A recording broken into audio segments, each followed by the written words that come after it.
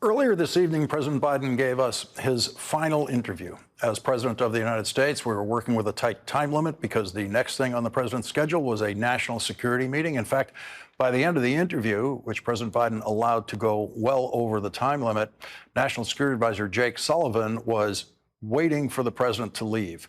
Despite the extra time, we did not get to many of the questions that I spent days writing for this interview.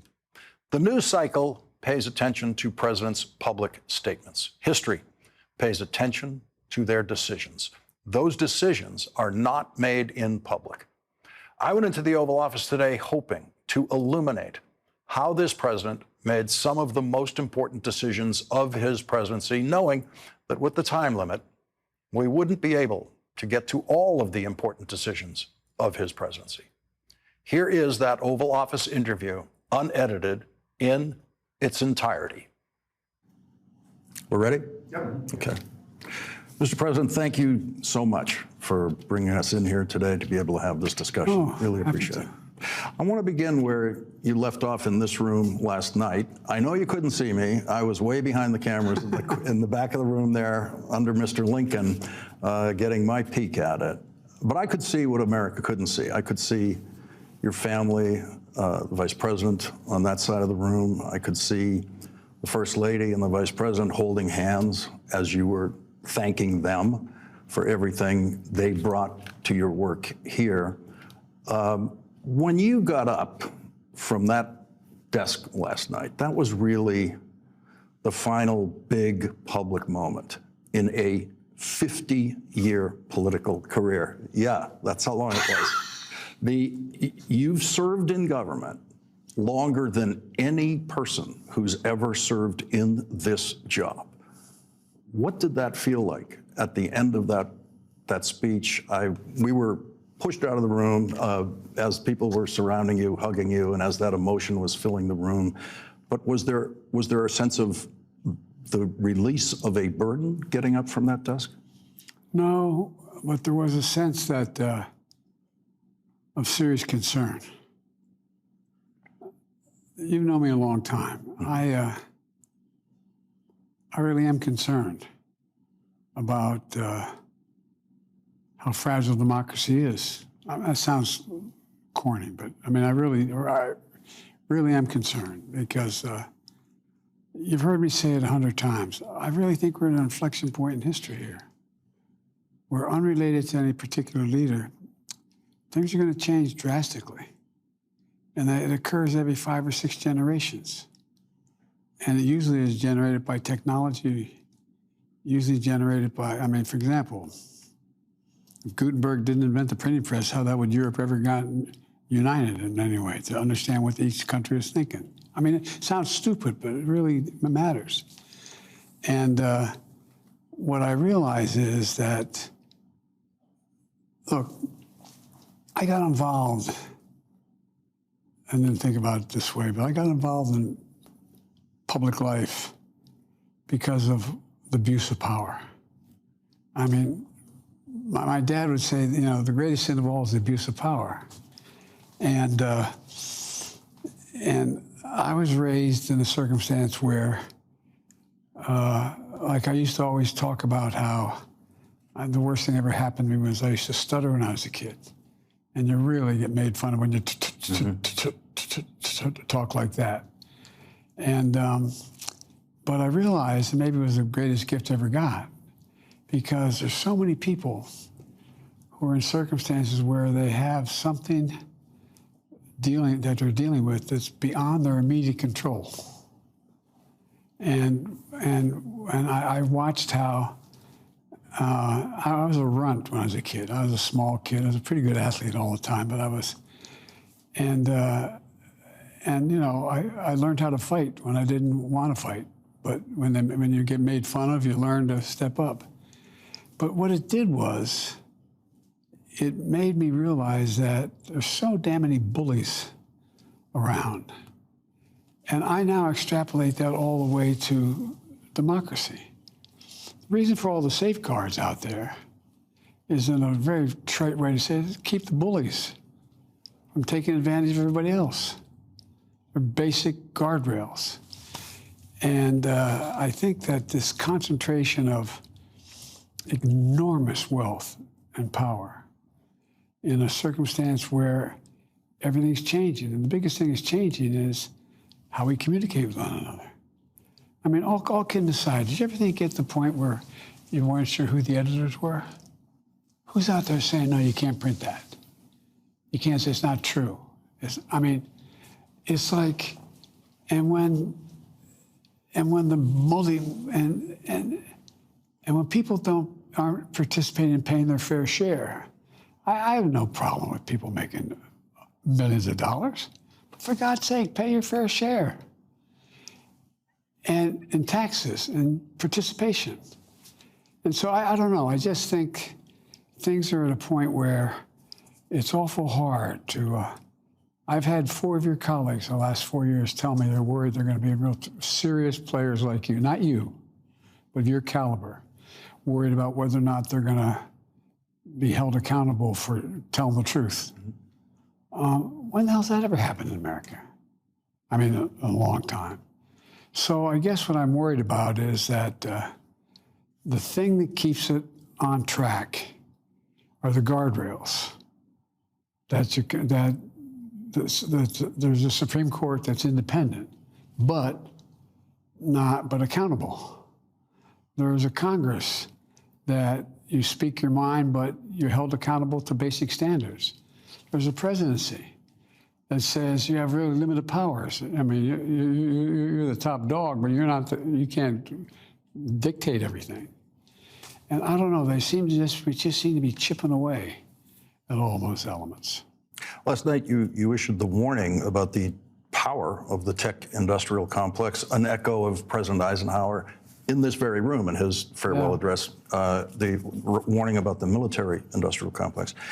And you said that an oligarchy is taking shape that threatens our entire democracy, our basic rights and freedoms, and a fair shot for everyone to get ahead. How does this oligarchy affect people out there who've never used the word oligarchy, the people who you're saying might not get a fair shot because of the way this is going? Well, look, if the decision is made that the multi-billionaires, the super wealthy, the wealthiest people in the world, begin to control all the apparatuses from the media to the economy, then who do I get to fight back for me? Who do I get to? Mm-hmm. I mean, look, I think everybody deserves just a shot. Not a guarantee, just a shot. How the hell can you make it in society today if you don't have access to an education? You don't have access to adequate health care. You don't have access to the opportunity to have a job that you can handle, where you can make ends meet. I mean, one of the things I think there's 2 things I'm proud of so far. I know they'll last. We changed the basic formula of how to make an economy work. The trickle-down stuff about, well, let the people go out and make a lot of money, and the benefits will flow from that will trickle down to middle class and working class people. My dad used to say, not a whole lot ever trickled down to his kitchen table. And so, what I did was, I admit to you, I didn't know. If Pat Moynihan had been around, I could have just asked him, he could have told me. But that back in the early 30s, when Roosevelt was trying to protect unions from being overrun by corporate America, they passed a law that said that when a president is given money by the Congress, he should spend that money hiring American people to do what it needed to be done and using American products. That's been honored in the breach. So we focused on that. That's why I worked so damn hard to give unions more power, to give unions the ability to negotiate. And I think that what we did is we invested more in America. That's why the CHIPS and Science Act. Well, hell, we invented the damn things. We modernized them. We used to have 40% of the market. But what happened? Corporate America and a lot of politicians decided that let's find the cheapest labor we can find in the world to build these little chips about the size of the tip of my finger, and then import them. So we'll pay a hell of a lot less to have them made, and then we'll import them. And we import them, we make more money because we're paying a hell of a lot less for them. Well, guess what? This thing called supply chains. When pandemic hit, it hit the whole world. And it hit everyone from Taiwan to Asia to all across Japan, all the places where they make these chips, or starting to make these chips, Korea. And guess what? We found out you need about 300 of them to build a new car. Well, they can't build new cars now, so guess what? The price of automobiles went through the roof. The cell phone you have, need a chip. You need a chip for a weapon. You need a chip for everything. And so I just thought we weren't fighting to get in the game again, to be the leader in the world on economic initiatives. And not that we weren't going to share it with anybody, but that we were not going to allow people to cut us off. And so when that happened, everything I did, I made sure that we were making sure that we were spending the money, hiring. If we're going to build a bridge, hire American workers. If you're going to build a bridge, use American steel. Use the things that grow the American economy. We weren't growing the economy. So when I talk about what's going on in terms of these, what's the investments that are being made, the investments are made, find the cheapest labor anywhere in the world, bring it home, find the cheapest way to spend it, to engage it, and make the most money you can. Well, guess what? It really damages America's ability, any country's ability to compete. Anyway, not sure. You have had the busiest last week as president than any president since Jimmy Carter, both engaged in the same thing, a hostage release negotiation, which seems to have succeeded. Did you have any discussions about the ceasefire negotiations with the President-elect Trump this week or last week as the deal was coming to a close? No. Have you discussed it with him at all since the election? No, very, very briefly. When he came in here, I spent 2 hours with him to try to change the nature of the transfer of power so it was done peacefully. And I told him what I was doing, what I thought could happen. But what we did, we brought in the people, or going to be his national security people. We brought them in closer to tell them what was happening as we hand this off. Look, the idea that we're going to be in a situation where we could continue to have the chaos in the Middle East without the running a risk of starting a regional war is really, really not possible. And the idea that Israel is going to be able to sustain itself for the long term without accommodating the Palestinian question and their safety, their meaning the safety of American Jews, not possible. It's not going to happen. So I've been spending a lot of time the last 4 years with the Egyptians, the Qataris, with the Saudis, with the Arab countries to talk about what is their interest. Why is it in their interest to see this change, this dynamic change? And I kept reminding my friend, and he is a friend, although we don't agree a whole lot lately, Bibi Netanyahu, that he has to find a way to accommodate the legitimate concerns of a large group of people called Palestinians who have no place to live independently. And so how do you deal with those things? So I did really put together, if it doesn't work, I got to take the blame for it, a plan with my national security team. But I believe that we could make it attractive to the Arab world as well as to the Jewish community to accommodate the kind of changes necessary. Get the prisoners released, get a ceasefire, move in a direction where we agreed how this was going to work and how Israel's troops were going to move, how we're going to bring in rebuilding the Gaza Strip and the economy, how we're going to clean all this up, how we're going to protect Israel. In the meantime, what we were able to do, and I know it was very controversial when I did it, we also decided that we were going to protect Israel from outside sources. So when Iran thought it was going to blow Israel off the map, they had those thousands of missiles heading their way. Well, guess what? We put together some countries, didn't let it happen. Now, every one of the countries and the groups and the like Hezbollah and Hamas, and they're all a hell of a lot weaker. Iran is significantly weaker than it was before. Israel is in a situation where it is physically stronger in terms of protecting itself from outside interference from major powers.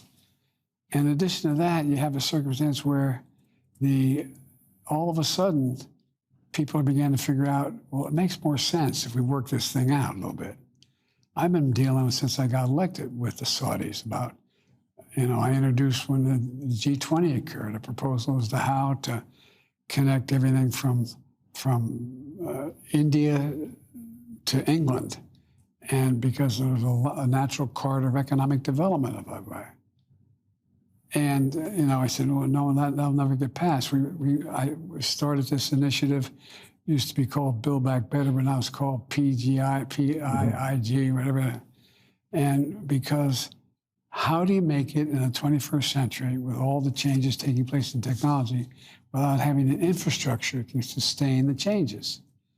And most of these countries countries in Africa, for example, are way in debt and don't have the infrastructure to capacity to build the infrastructure. And so that's why, remember when they said, well, we'll never get an infrastructure bill? Well, listen, I said you'd never get an infrastructure bill. With my legislative experience, having worked in the Senate, I didn't see how it was possible with this tiny, smallest Senate majority in history. To this day, it looks like a magic trick to me how you pulled that off. Well, look, the argument I made to the congressmen and senators who has come down is how can you lead the world without having the most modern infrastructure in the world? You combined domestic policy and foreign policy in a way that I've never heard another president do. Well, by the way, because it's necessary. There's no way to implement our foreign policy unless we're, in terms of our economic policy, we're in a strong position to do it. Look, Lawrence, you're one of the most informed people I know. I'm not being solicitous. Well, I shouldn't say that, it hurts your reputation, but all kidding aside, think about it. If we don't lead the world, who leads the world? What happens? I don't mean dominate. I mean lead the world on basic fundamental principles, like the UN Charter, those kind of. Who steps up? Who has the capacity to do that? We have the size, we have the scope, we have the ability, we have the technology. But we just have to get back in the game. And that's all I've really done, is take an economy that accommodated a foreign policy that allowed us to change the dynamic. For example, I knew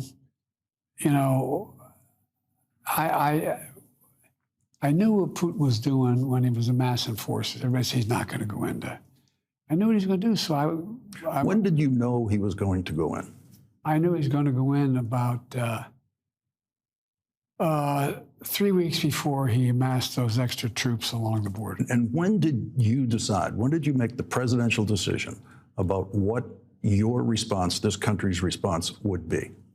Because you had to be given a menu. There's a menu, always a menu. But the menu includes doing nothing a lot of times. That's right. There is a menu, but I already knew what the menu was. Look, Henry Kissinger called me 10 days before he died. And he said, not since Napoleon has Europe not looked over its shoulder at Russia with a sense of dread until now. I started, when Putin said to me he wanted to see the Finlandization of Europe, I said, I'll tell you what you're going to get. You're going to get the Finlandization, you get the NATOization of Finland. And I was talking to the leaders of Finland as well as Sweden. And I said, look, you guys have a real problem. And I spent over, I think it was, they calculated in the first couple of years, about 180 hours trying to put NATO back together again. Working, on the phone, in meetings, going on, saying, look, we got to do this. Because if we don't, what happens? What the hell happens? None of those countries alone can sustain an onslaught alone. So we tightened NATO, made it stronger, significantly stronger. And all of a sudden, Putin found himself in a position, well, wait a minute, where the hell I go? You know, they've lost over 670,000 people. I mean, either wounded or dead. Brought in the Chinese, the North Koreans. They're losing big time too. It doesn't mean they're going to lose everything, but it means they're not going to be able to have the kind of win he thought. When I sat down with him in I guess it was in Switzerland, before we took office, but after we had won, and was trying to work out something on nuclear power to see if we wouldn't go to space with nuke. And we got into this debate about what was Europe going to look like. And it was clear to me, if you read his speech, go back and get the speech he made early on. He talks about Kyiv as the birthplace of Mother Russia. That is, all he wants to do is reestablish the old Warsaw Pact. He wants to establish that control over it. Can't let that happen. This guy is not a good guy. He has, anyway. So, you made the point in your State Department speech, it was quite striking, that you're the one who has walked the middle of Kyiv. Putin never got there. And I'm not sure anyone, I'm sure no one would have predicted of these two leaders which one is going to be the first one in Kyiv when this war started. And when this war started, there was a tremendous tension about the possibility of nuclear confrontation, the possibility of Vladimir Putin using nuclear weapons. Did you have any direct communication with Vladimir Putin to deter him from using nuclear weapons? Well, I did. When he started talking about tactical, I thought, this guy wants to use tactical nuclear weapons. No, I don't want to do that. I don't want to do that. Nuclear weapons, tactical nuclear weapons in Europe scares the hell out of everybody, including the Russians. Including the Russians.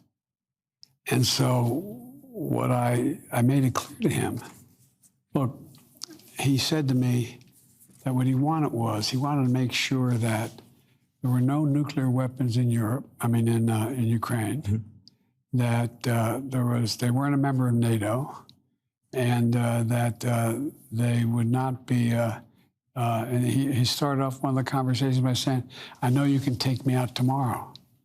I know you can take me out tomorrow from Ukraine. You can strike Moscow. You can strike. I said, well, that's not a problem. We've already taken the nuclear weapons out. So took them all out. There's none there. We're not going to put any back in. And they're not going to become part of NATO until they change their system significantly. We're going to continue to help them grow if we can, but those two things aren't going to happen. But you're not going to go in and take them. You're not going to go in and claim the area. And you remember, Lawrence, when I said they were going to go in, everybody said, oh, no, that's not going to happen. Again, I didn't think it was going to happen. An expert I know who works in Ukraine told me it's not going to happen. No one here in Ukraine thinks it's going to happen because it seems so irrational for Putin to do that. But listen, but read what he said. Go back. This guy means what he says. He really talked about this being part of Mother Russia. He thinks... Yeah. And so it's a little bit like, you may remember, I found myself with the former Pope, who was much more conservative, and he wanted to see me after I spent some time in Poland, because I had said, remember John Rich, John, great guy. John and I went to Poland, and I came back and said, they're gonna leave the Warsaw Pact. They're not gonna be, a year from now, they're not gonna be part of NATO. He said, don't write that. You'll ruin your reputation. You'll ruin your reputation, don't write that. I was confident it was true. You could see when you talked to them what was going on. And the end result was that, okay, what happened now is they pull out. All of a sudden, the whole dynamic changes in Europe. Everything's moving. Remember what was going on in Hungary at the time? Remember Tom Lantos and talking about all? Anyway, the end result was that Europe was beginning to lose its structure. And I was convinced you could build a structure that was economically and politically more open and sound, and without getting into a continuity nuclear war. That's why we never put American forces in there. Because I didn't want him to have an excuse to say we're putting the other major nuclear power in the world is, that wasn't the case. And so the end result of it was clear to me what he was going to do. I got the National Security Council to move in a direction where I could use the data without revealing national secrets, that they were going to move in. They moved in. By the way, You revealed a lot at that time. I have to say, did. we've never seen anything quite like that. You publicly revealing what you believed the intelligence showed Vladimir Putin was going and to the do. reason why I did is I wanted people to believe me, know what I was talking about. I knew more what I was talking about at that point because of the position I was in than anybody else did. Sure. And when they said, he might never do that, I was like, oh my God. Oh my God. Can I ask you about the decision you made in the middle of this war in Ukraine that no president before you has ever made? And that was a decision to enter a war zone not controlled by U.S. troops. I am sure there were people who walked into this room and advised you not to do that. Everybody kind of, well, look. I mean, and I meant for security reasons. No. The Secret Service could not have been happy the day they heard that. No, I know. They were very unhappy. Yeah. But I didn't think that Putin would dare take out an American president. I was worried, concerned about a radical element within Ukraine that was under the control or working with the Russians might try to do. That's why we went so way out of our way to get the best people to travel in that 10-hour ride in that train. And but I thought it was important that we demonstrate to the rest of the European leaders, stand up, man. We can stand up and do this. We can prevent this from happening. My concern was if we didn't go, we didn't show up, then who leads? What happens? I didn't think, by the way, I didn't think it was, I've got to go to Ukraine, but I think it was important that we treat Ukraine like an independent country, wanted to talk to them, I wanted them to know that we were with them. And it was the best way to do that. After this commercial break, we'll resume the unedited interview exactly where we left off. As I said, the way you blend foreign policy and domestic policy is really been extraordinary. You began your State Department speech this week with material from this, which is just being released now, your report on investing in America. I believe I have the first official public copy of it. You do. My staff told me they gave that to And I'm reading in there about water projects in Alabama and projects around the country that will be done after you leave this office, will be worked on after you've left this office, for which it is very unlikely they're going to name it the Biden Water Project in Alabama. And so there's so much to talk about in terms of just your domestic achievements alone. This is the largest list of domestic achievements that I can think of, certainly in my lifetime of watching this. But I want to bring this down to something about your presidential decision-making in that entire range of domestic policy decisions, of which there were so many. And I'm particularly interested in Joe Biden versus Larry Summers. And here's what I mean by that. You're in here as the President of the United States, who we know as Joe from Scranton. And when you are creating your domestic policy response to the COVID pandemic, the stimulus that is going to be necessary for the economy, money that's going to be necessary to put into people's checking accounts, and then all of the domestic infrastructure spending you're doing, Harvard economics professor Larry Summers, former Treasury Secretary, a very well-regarded economist around the world, is out there arguing these policies are risky. This risks inflation, significant risk of inflation. He warned against inflation very loudly. He also then predicted, when you overruled that particular piece of advice, he then predicted that we would be in a recession eventually, which has not happened. But Almost everybody predicted. how do you, in the presidential position of having to make these decisions, when you're hearing prestigious economists like him and other voices out there, and possibly people within the administration, giving you counter advice to the direction you want to go, how do you then decide to make that decision to go ahead?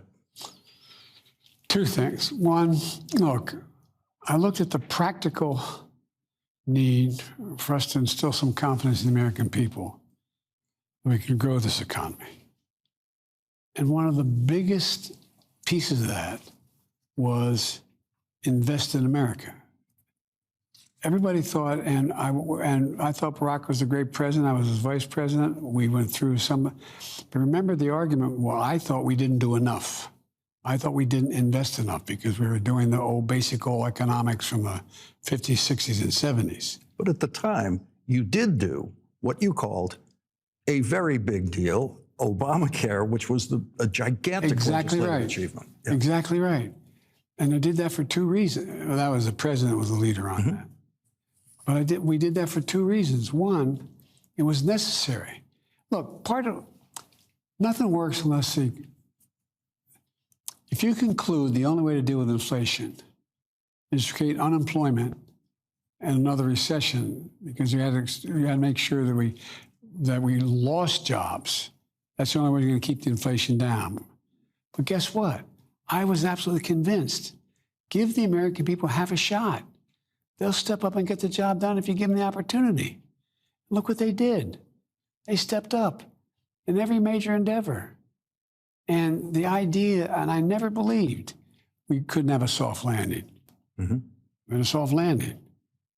Inflation's down almost to 2%. A lot going on. But the first thing we had to do was go out and take care. And I had an advantage and disadvantage. I had a thing called a pandemic that was so badly handled that we were still dealing with people, thousands of people a day dying in America.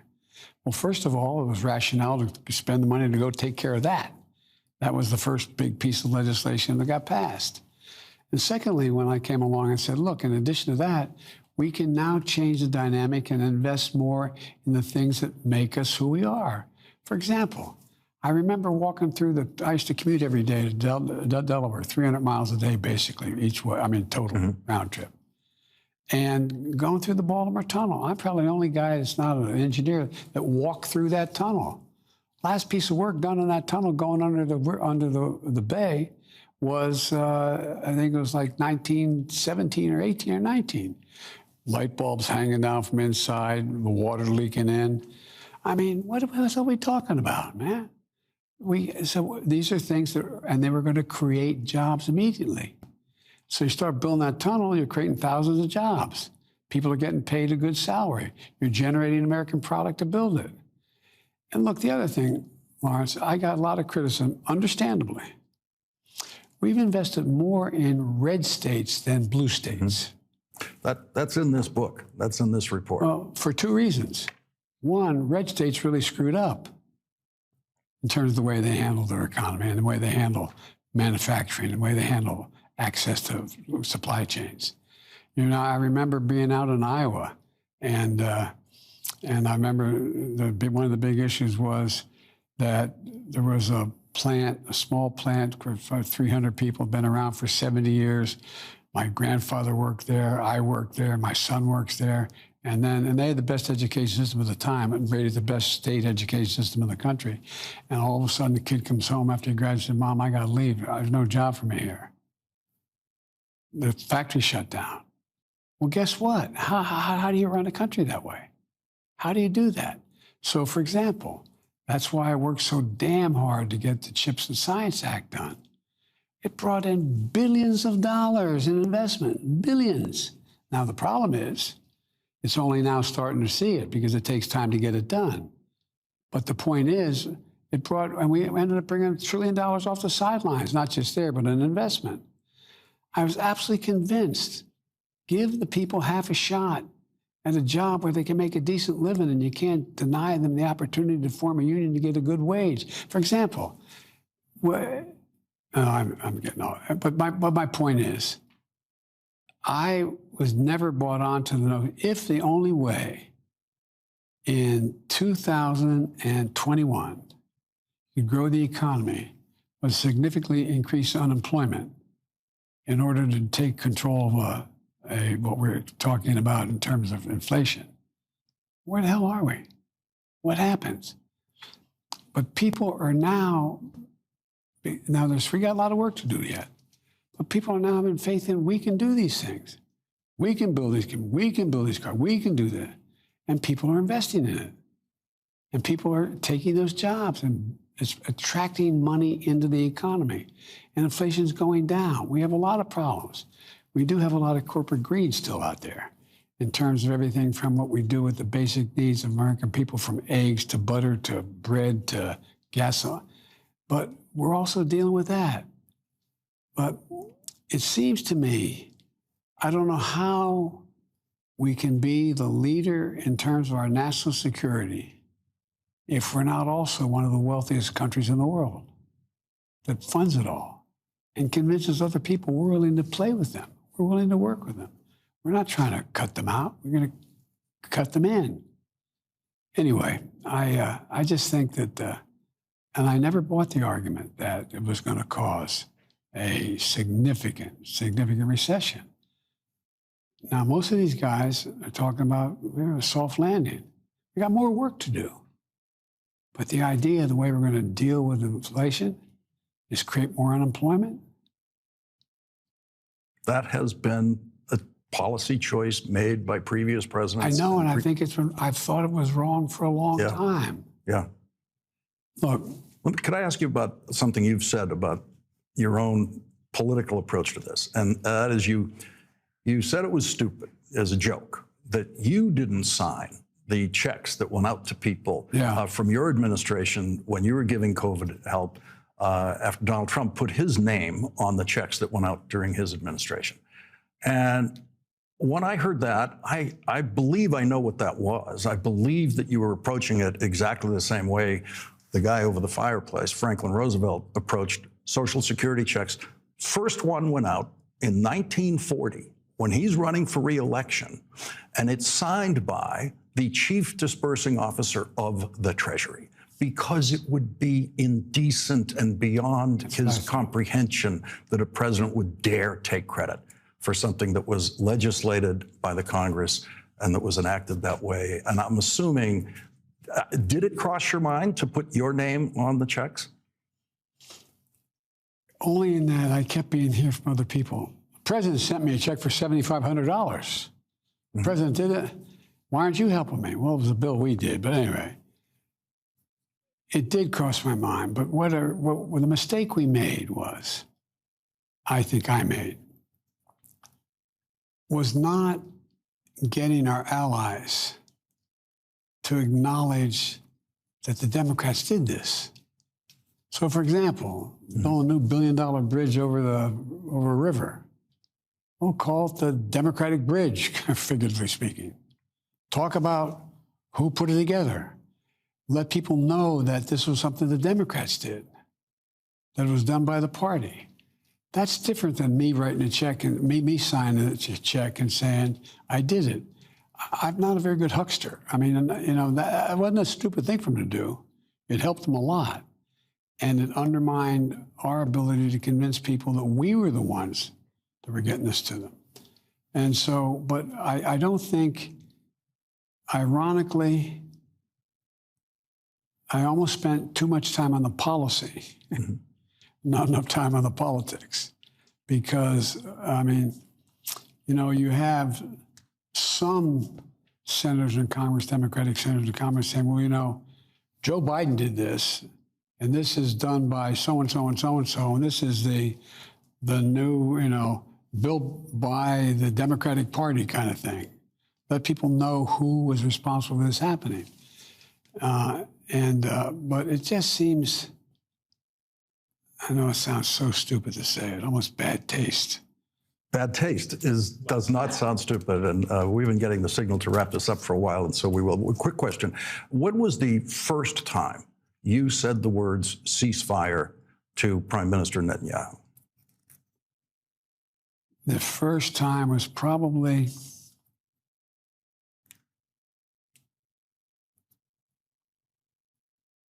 when he moved really hard on the Philadelphia line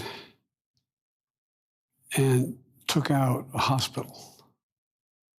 Now, it's true that Sinwar and those guys were hiding beneath the hospital. The thing about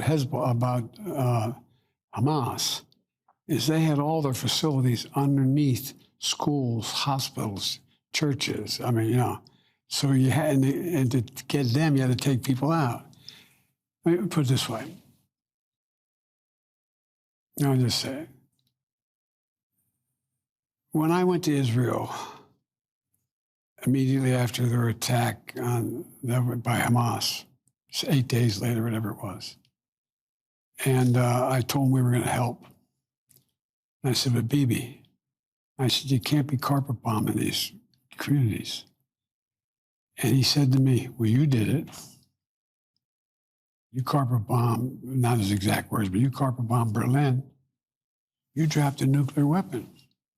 You killed thousands of innocent people because you had to in order to win a war. I said, but that's why we came up with the UN. New deals by which what we would do relative to civilians and military. So he was comparing 21st century war tactics, battle tactics, with World War II. Well, what he was really doing is he was going after me for saying you can't indiscriminately bomb civilian areas, even if the bad guys are there. Even if the bad guys are there, you can't take out 2, 10, 12, 1,500 people, innocent people, in order to get the one bad guy. And he made the legitimate argument. His perspective said, look, these are the guys that kill my people. These are the guys that are all over in these tunnels. Nobody had any idea the miles of tunnels are down there. It's amazing what they built. And they're sometimes 200 feet under the ground. Well, the way to get to them is take out the places where they were under which they got to the tunnels. And so that's the first time I had the discussion about bombing civilian areas was when I went over after the 9/11, after the massacre that occurred. So on that first trip, 10, 11 days after October 7th, you already raised the issues of how to get to a ceasefire. Well, not a ceasefire, how to prevent innocent death. Yes. And then I pushed really, really hard for more humanitarian aid to go in and ways to get it in. And Bibi, look, in fairness to Bibi, he's got a tough coalition too, man. He's got the most conservative cabinet of any Israeli prime minister ever.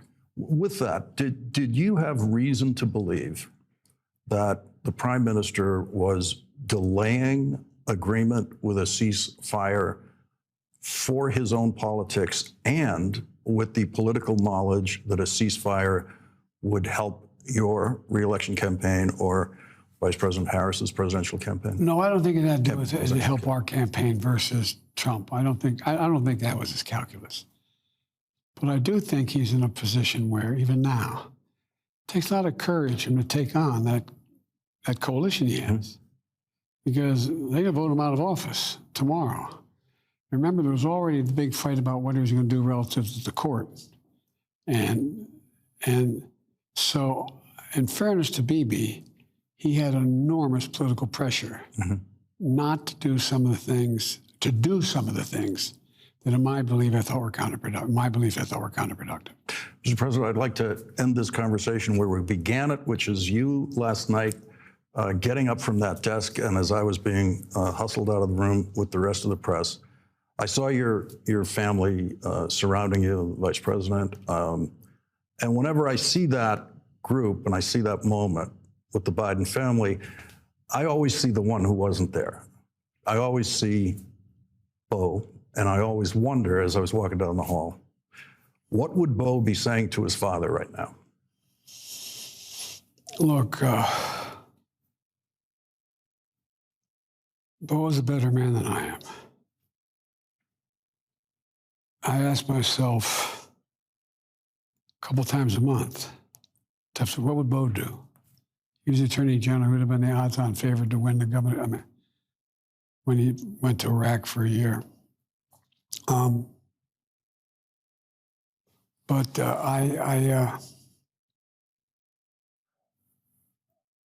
Bo and Hunter have always had faith in my instincts, what I think. You've heard Barack get mad at me when I was a kid all the time. He said, I know, all politics is personal. Yeah. Well, it's about understanding what motivates the other guy, other woman, and what their interests are. And I think that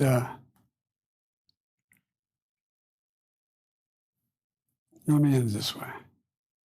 When I ran as a 29-year-old kid for the United States Senate against, you know Caleb Boggs, a really fine guy, a moderate Republican. He was a supporter of the Clean Air Act. Mm-hmm. And Nixon won my state by only 60%, about 60% of the vote, and I won by 3,100 votes. And I think I had 3,800 votes. And everybody say, what's the secret? What's the secret? No, because it's a logical thing. Every new candidate, right. What did you figure out? How'd you do that? You're the first guy to win. And I said, you got to figure out what's worth losing over. What's worth losing over? Don't figure that out. You should get in another business. Go make money. Do something else. But I think it's important. And nothing noble about this. I've never proposed something or did something that I believe is a mistake. I made mistakes, but that I believe it was a mistake just to stay in office. And so I said to all these young new candidates, what's the secret? I said, have you figured out what's worth losing over? And all kidding aside, why would you get into this job? What's the value of this job? Not to be president of the United States Senate, unless you know what you want to change. And I'm convinced that it's really important to understand where the other guy's coming from. One of the things I learned when I got to the Senate, how different the legitimate interest of someone living in Wyoming is than someone living in New Jersey. Different interest. Sort of solid Americans, but out in Wyoming, man, you better get more energy, get more things moving. New Jersey, you better make sure you're dealing with clean air. And so there's real differences among us. We're 50 different states, 50 many countries. And as long as you understand what's motivating the other guy, the other woman, that is based on something that they generally believe is an interest of the state, you can work something out. You can sit down and say, okay, look, but if you know it's just done for power or for a special interest, then you don't have to pay attention to it.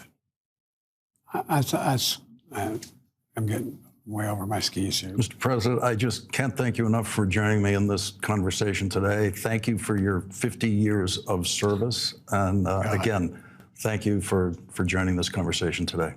Well, I tell you what, man, I'm really only 40. Anyway, thanks. Thank you, Mr. Appreciate you. Thanks. Thank you.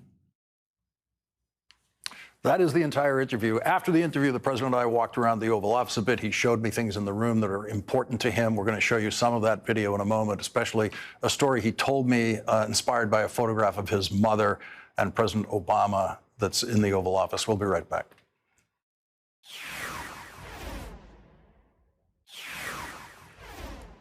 After the interview, as we stood in the Oval Office, President Biden told me about some of the personal objects there that are important to him, including a photograph of his mother on election night in 2008, holding her son's hand and holding President-elect Barack Obama's hand.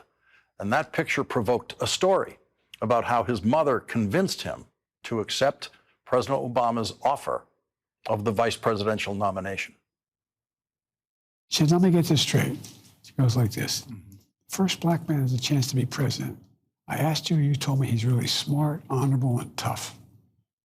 And he needs you to help him win, and you told him no? Swear to God.